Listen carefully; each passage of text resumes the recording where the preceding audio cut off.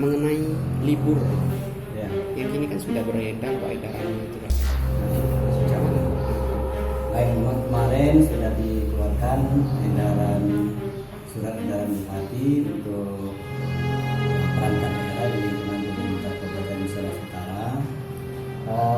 Surat edaran itu jangan disalahartikan, itu bukan pemberitahuan libur, tapi pelaksanaan kalau yang kerennya WFH atau WFH, work from home, jadi bekerja dari rumah. Itu pun dengan pembatasan. Artinya setiap perangkat daerah harus tetap memastikan bahwa pelayanan kepada masyarakat itu tetap berjalan. Nah, oleh karena itu nanti kepala perangkat daerah nanti akan diinstruksikan untuk membuat pengaturan bekerja dari rumah, karena tidak mungkin 100% bekerja dari rumah. Mungkin nanti akan diatur bergiliran siapa yang akan bekerja di kantor, siapa yang akan bekerja dari rumah. Nanti akan diatur oleh masing-masing perangkat daerah, dan nanti akan dimonitor atau akan diawasi oleh inspektorat, supaya jangan WFH ini dijadikan alasan untuk tidak bekerja, apalagi tidak melayani masyarakat. Itu mulai kapan Pak?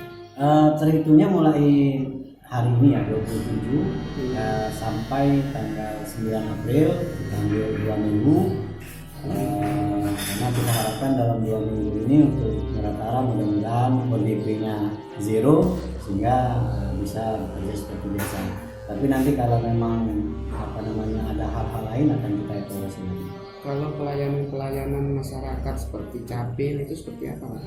Ya sama, nanti pelayanan seluruh kantor ya, terutama pelayanan publik yang rutin, puskesmas, rumah sakit ya, perizinan, kemudian termasuk pelayanan capil, itu tetap harus ada pelayanan.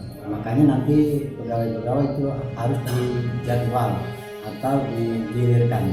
Itu model pelayanannya Pak, karena itu kan keramaian kan yang hadir ke situ. Ya. Apa ada aturan untuk model pelayanannya Pak?